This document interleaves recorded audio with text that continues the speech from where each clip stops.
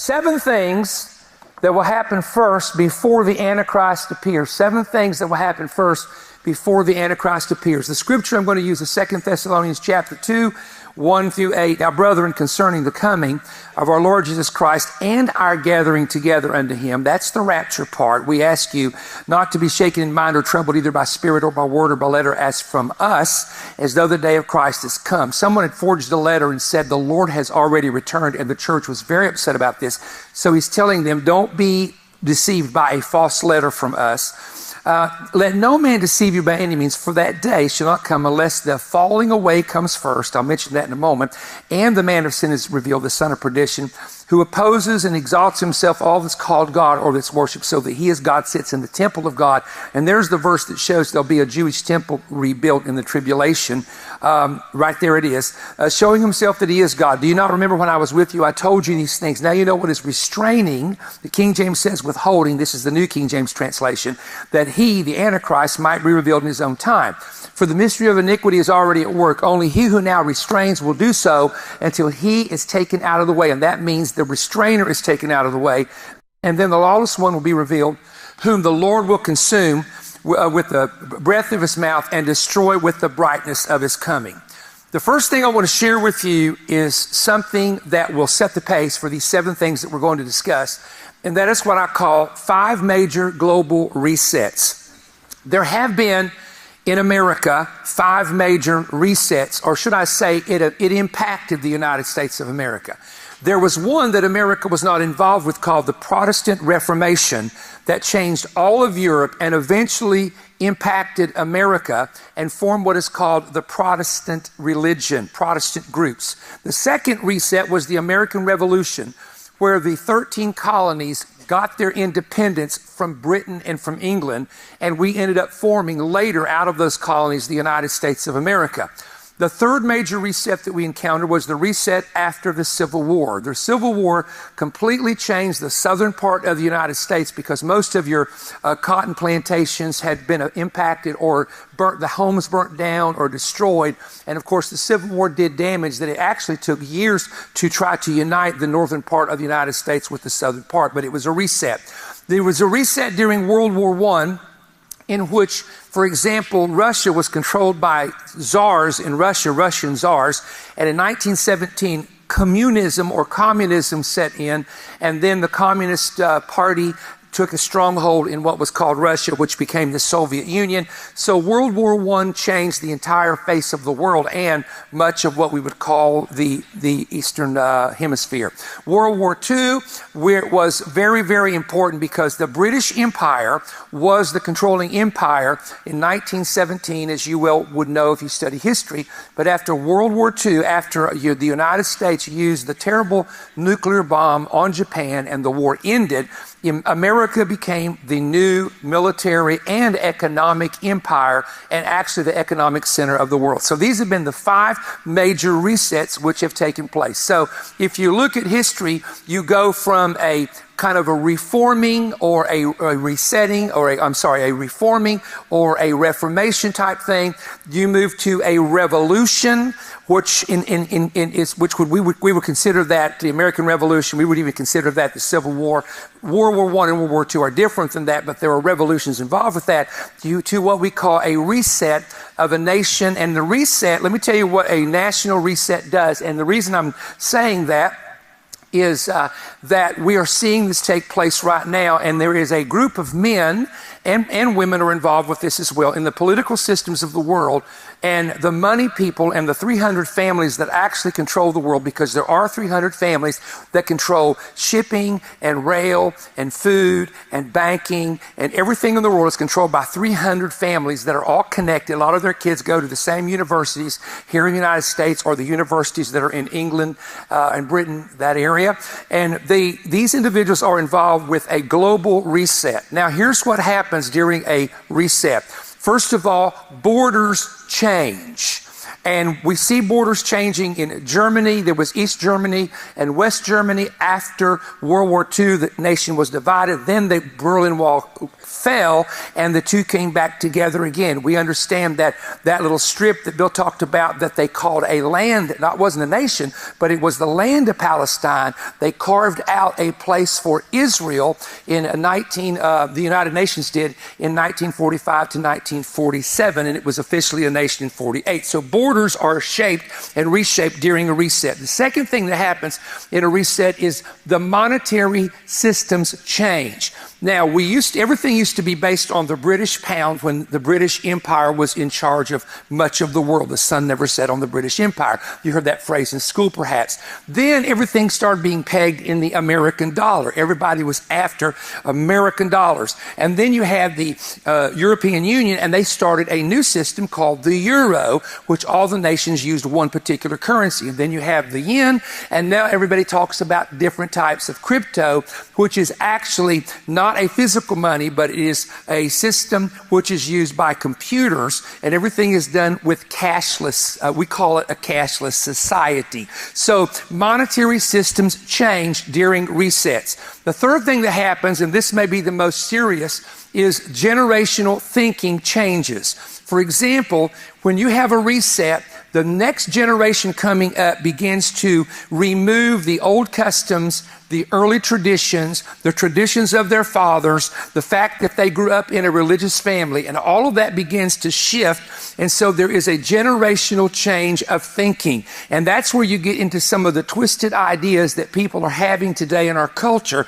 because we are in what is called a major reset. So America is in a reset. There's a border crisis. There's monetary shifting with banks, money, currency, and cryptos. And really, you know this, and I know this, as a generation that does not know the Lord nor the works that He's done for the United States. So we are not in, and you know this and I know this, we are not in the America we grew up with. Doesn't exist anymore. And what is happening here, the new forms of socialism that are being kind of pushed on the United States, and a term that some of you have heard, a woke type culture, is changing and attempting to reset everything about the United States. So that leads us to this question. We know that according to the scripture, at the time of the end, there will be a man that will come to power that the Bible calls Antichrist. Someone who is like trying to replace Christ, or someone who Antichristos is against Christ, and he will form a coalition of nations and form a final empire, which will be, according to prophecy, the most deadly, destructive, murderous, beheading empire that probably has been. No, not probably. Jesus said there will be a time of trouble such as not been since the beginning of the world, nor ever shall be. So in order to get this man to power, he doesn't just come on the scene. He's not just out there right now having massive crowds. I mean, I remember when Reagan was the Antichrist, and Obama was the Antichrist, and bin Laden was the Antichrist, and, you know, the President Anwar Sadat of Egypt was the Antichrist. They had Obama the Antichrist, and they had President Trump the Antichrist. So, okay, everybody, you know, if you're a Republican, you have certain Antichrist. If you're a Democrat, you have certain. Y'all will get that in a minute. You understand what I'm saying? So all these people have been wrong. The Bible says he is revealed in his time, and he can only be revealed after restraint is removed. So we'll get into that in a moment. So the first thing that has to happen, according to Paul, before the man of sin is revealed, the Antichrist, is there must be, the falling away must come first. Now I want to go back to the King James translation, and it says this: for the day shall not come, 1 Thessalonians chapter 2, the day shall not come except there come the falling away first. The specific, not a falling away, but the, which Paul is saying, when you see the word a in Greek or the word the in Greek, the means very specific. And many times when they write the letter, it's something they're familiar with. So it's the falling away. Now, in the earlier Bibles, before the 1611 King James Bible, the word that was translated as falling away is actually in the Greek, and it was, before the King James was translated, hu apostasia, the apostasy. Now, in the pre-1611 King James translation, every single Bible that I've looked at in the 1500s, I'm talking the Wycliffe Bible all the way back, translated that verse, the day shall not come except there come the departing first. It didn't use the phrase falling away, but it used the word departing first. And then after the departing, the man of sin will be revealed. So what does ho apostasia mean? It means the primary first meaning is a revolt and a defection against the truth. And it says, 1 Timothy 4:1, some would, in the last days, would depart the faith, giving heed to seducing spirits and doctrines of devils. The word depart there is aphistemi, and it means to step away from. You were standing there, you were standing in the middle of it, and you backed up and you stepped away from it. That is a departing. So it's very clear from the words of Paul that there's going to come a defection from the truth. There's going to be and it can be interpreted this way, apostasia, a revolt against the truth. So this is one of the signs of the time of the end. To me, it's the primary sign that this is indicating the soon arrival of the man of sin. This falling away must come first. Now, can I tell you something? If you were raised in church and you no longer attend, you have fallen away. If you knew God and you become vain in your imaginations and all you do is stay away from the things of God, you have fallen away. Bible says in Romans chapter 1, when they knew God, they did not glorify him as God, and he gave them up and turned them over to a reprobate mind. And the Greek word reprobate means a useless mind, a mind that's not worth anything whatsoever, has no value to it whatsoever. And that represents a falling away as well.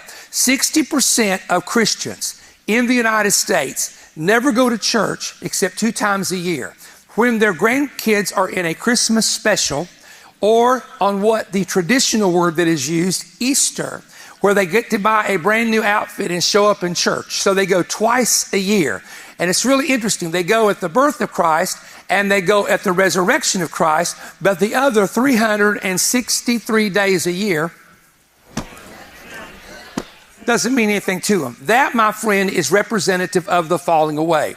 So here's the thing I want to tell you. If you see people who are defecting from the truth, if you see people revolting against the truth, if you see that we are in a time when men and women no longer respect the preaching of the gospel, don't lose heart and don't get upset, because Paul said that will be something that everybody will see and experience at the time of the end. The second thing that has to happen, and this is very important, is the West, and in the West here, I'm specifically talking about America, I'm talking about the United States. The West is going to have to go into some type of decline.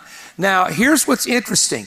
When you read the Old Testament especially, you will discover that the North is mentioned a lot. You will discover that the South is mentioned. You will discover that the East is mentioned.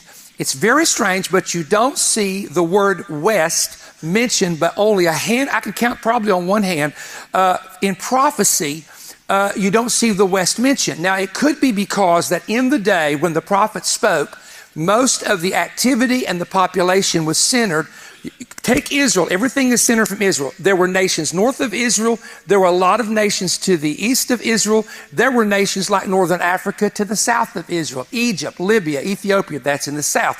And the west would have been, let's say, Britain and Spain and France back in the earlier days. But if we go back into ancient times, they were basically lands that were inhabited by paganic people or heathen people. The West, as we know it now, which would be Canada, Brazil, the United States, was not known. Even though there were tribal people living here, it was not known as much in biblical prophecy and was not known to the prophets.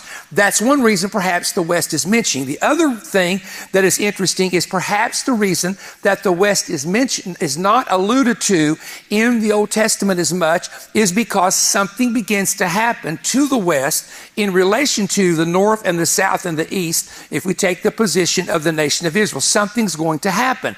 There are several verses, I think there's 2 that I know of specifically, that says the Jewish people will return from the West. And that's 2 of those very handful of verses that mention the West. So the Jews are going to eventually leave America, not all of them. because some of them are established here, and they do live in some of them in communities and towns that are respectful of them. But these major cities where the heavy Jewish populations are, they're going to leave. When I was preaching for Jensen Franklin, and I cannot give too much of this information out, I have to be careful, but I was preaching for him, there were several rabbis that had met with some ministers. And one of the things these rabbis were noting was that there is going to be, we are preparing, we are raising funds, we are getting ready for the Jews to depart from the United States of America. They said it is in our prophecies that they must leave the West. They're coming out of Russia. They've left Russia.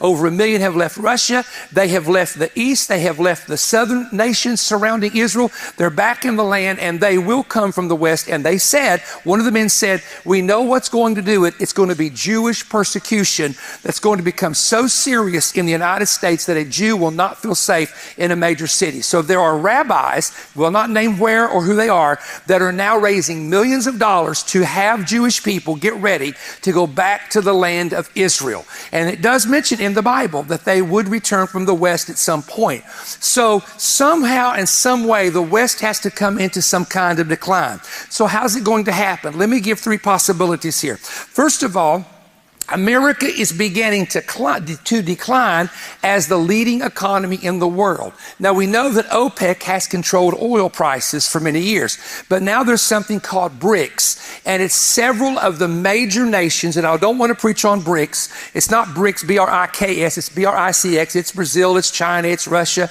It's these great nations that are trade nations, and they have now united together, and what they're trying to do, because the oil that the world receives has been pegged in dollars. In other words, America years ago made an agreement with Saudi Arabia if they would develop the nation, if they would develop the oil fields, and all of our gas and fuel companies could come in there and they would use the dollar, that we would always be supportive of them. Well, that's beginning to change. And now they're trying to get the dollar removed from OPEC and put the yen or some other type of currency connected into that. And even gold, even all these BRIC nations. By the way, if you've seen gold go up, one of the reasons is these BRIC nations are going and buying gold up like crazy. And sometimes they'll manipulate it where it will drop so they can go in and buy it cheaper. And that's why gold went, years ago, a prophetic woman said to me in 1999, she said, the Lord told me to tell you, Perry, to go buy gold coins. It'll be over $1,000 an ounce by the time you get it. If you wait a year or two too late. And it was $2 a coin, 1 ounce gold coin. $200 a coin. And I told Pam, I said, you know what? I believe that woman. And I cashed in, I believe it was a retirement thing, and I bought my gold coins at $230 a piece. The same gold coin sells for $2,500 today. Well, that's better than the stock market, to be quite honest with you, okay? But I don't tell people what to do. I'm not telling you to do that. I'm just saying to you that some of these bigger nations are swallowing up the metals because they're wanting everything to be backed by something that has value. So we have in America, for example, businesses are closing like crazy. And you turn on the news and you say, hey, how come they closed that big superstore there? And they closed another one and another one. And they will not tell you this on the news, but these are very liberal states predominantly where thievery and stealing is going on. I know, and I'm not going to say it publicly where it is, it's very close to here, but I know a major retailer store where one of the managers said to me, last year we lost $1 million in a church-centered Christian town from people stealing from us. One store. $1 million. I was at a store in this town that I will not name because the woman may not appreciate me revealing this, but she knew me. And I was walking around. I said, well, I went to get some razors back there, but everything's locked up. So I went and got me a cheaper razor that's not locked up. She said, sir, you would not believe the robbery, and I'm sorry, I'm going to use the right word, the stealing that goes on just in this store. She says, well, let me tell you something they probably don't want me to tell you. We cannot prevent anybody from stealing in this store and walking out the door. We cannot report it to the police officers. And I said, why? And they said, our corporate offices, U.S. corporate offices have told us that we could be in danger if we try to stop somebody stealing. I said, so how much is stolen? She said, more than you can imagine. And they recently shut down one of those stores in the community because there was so much going on. They said, we're losing money. And if we don't get something stopped somehow or bills passed to protect the stores that are selling things, these cities are going to end up with no food stores, no nothing. They're going to end up with nothing. You're going to have to drive for miles in a major city. Come on, does anybody understand what I'm saying? I'm not just making this stuff up, see. So there's 44 million mortgages that could be underwater. My point is that the economy is being affected. It has to in the West in order for the West to decline. Number two, we used to have the world's strongest military. Now, I still believe, based on the 4 branches of the military, that we are still the top military, especially with our technology. But here's what I want to say. The problem that we're having is recruiting people for the military. When I was 18 years of age, when I was 14, 15 years of age, every young boy turning 18 had to register for the U.S. military. This is the true story. When I was called to preach and turned 18, they did away with that law completely because I thought I was going to have to join the military. How many of you men remember those days? Raise your hand. It was mandatory.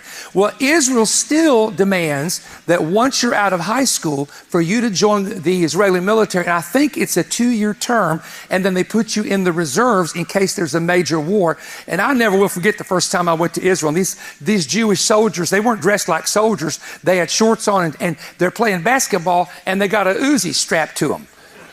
And I'm like kind of freaking out. And I said, what's the deal with the guns? Are they expecting trouble? They said, no, during the Yom Kippur War, we were caught off guard and we could have lost that war without a miracle from God. And now it's mandatory that if they're in the military, that they carry their weapon with them because of everything that could happen suddenly. So my point is that there is a change happening in the recruits, the number of recruits dropping in the United States. And at the same time, while that's happening to us, you have Russia and China coalition, Islamic coalition. You have nations. In fact, the Bible tells us that a 200 million man army will march one day. So the thing that we have to deal with is the fact of the economic changes, the military changes. We're talking about the West now. And the third part that's very important, and this is important to understand, is nations are angry at us for sanctioning them. China has been sanctioned, Russia has been sanctioned, Iran has been sanctioned, and now these same nations are joining together to say, let's teach America a lesson. Let's teach them a lesson about their economy. Let's teach them a lesson about, and that's a part of what we're dealing with now with some of these nations that seem to be rising up against America. Now, here's another one, and I just think I'm only on number 3, and we got a way to go. Somebody better tell me to preach faster.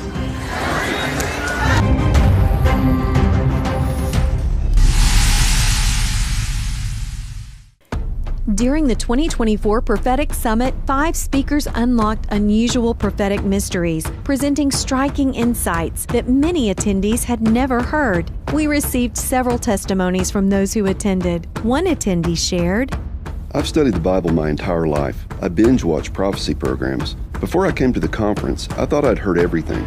But after listening to these 13 messages and speakers, I realize I haven't even heard half of it, and certainly don't know as much as I thought. The 13 2024 Prophetic Summit messages are now available on CD, DVD, USB drive as MP3 audio files, as well as video on demand. Hear Jonathan Cahn as he unveiled the Josiah Manifesto, unlocking more end-time mysteries and patterns. Bill Cloud examined the question, where in the world is Palestine? He later taught what the Bible reveals about global warming. It's not what you think.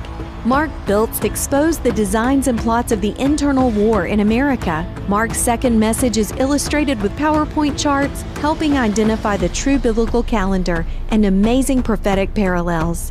Lance Wallnau released a stunning revelation titled, How God Will Soon Shake the Visible and Invisible Kingdoms. Lance's second teaching will teach you about receiving the firstborn anointing that brings about the final fall of Satan's influence and the demise of his kingdom. Billy Crone proved by 12 facts exposing that aliens are actually demonic manifestations. You certainly don't want to miss this insightful message. Perry Stone's 5 new messages are 16 Harbingers, parallels of the days of Noah and Lot. Perry then explains the mystery of the 8th beast and the death wound that is healed. In his third message, Perry will give you the 7 things that must happen before the Antichrist arrives. You will then be enthralled when Perry transports you into the future with the message, The Mystery of the New Heavens on the New Earth. This includes the biblical prophecy of an opening on earth where saints on the new earth can peer into hell. Then Perry's most talked about and stirring message, exposing an early family secret in his Italian family, is called The 1915 Warning. This message could save your family's life. This truth can transform your relatives and children for eternity. The 13 audio CDs or USB drive are $70. The 13 DVDs are $105 per set, and the video on demand is available for $90. Invest in your future. Be informed of what is coming. Discover God's latest word on the last days. Listen or watch over and over again and glean important spiritual insights. You may order by calling toll-free 1-888-21-BREAD. That's 1-888-212-7323, or go online at perrystone.org. You may also send a check or money order and order by using the product codes on the screen. The address is Perry Stone, P.O. Box 3595, Cleveland, Tennessee 37320. Order today. We look forward to hearing from you soon. Let me say something to you, that there are people who teach that the Antichrist is on the scene now, getting ready to come to power. And there are some that say we're already in the early part of the tribulation. But I'm going to take this message and I'm going to absolutely show you that there are 7 things that must happen first before the Antichrist can be revealed. And 2 Thessalonians chapter 2 is a part of that. So please get the CDs or the DVDs. It helps keep manifesting. Remember this, it's like giving an offering to manifest, but you get something in return because we use the income that comes in from all the people through our resources to keep the program on the air, and it's around the world. It's in the nations of the world. Now, you can go to perrystone.org and get our itinerary, and you can keep up with us through Perry Stone Ministries Facebook page. You have to put the word ministries in there. But let me just mention something. September the 4th, Jesus People Proclaim International Church. We're coming there, hosted by Billy and Cynthia Thompson. And that's going to be a great time. I've never been in this area before, so this is going to be in Deerfield Beach, Florida. So pay attention to that. Sheridan Church. And we're going to come to Tulsa, Oklahoma, September the 8th. But I do want to mention very quickly, and this is important, our Awaken America gathering. We've never done anything like this before during the fall main event. And God spoke to my spirit very heavy. He said, I want you to have speakers come in who are voices to the nation and awaken the people who attend and send that message out. So Mario Morello, Lance Wallnow, myself, Joseph Z, and we have Jensen Franklin coming, and they're going to be at the fall, October 1 through 5th, Awaken America event, Omega Center International, Cleveland, Tennessee. There's no registration fee, but you have to, and there's no fee to attend, but you have to register to be there. And I'm asking you, only register for yourself. People sometimes want to register with 25 other people. Do not do that. Register for yourself at perrystone.org, and registration is now open, and we're going to take the registration to a certain limit, and then we'll have a cutoff time, but we would love to have you join us. Bless you.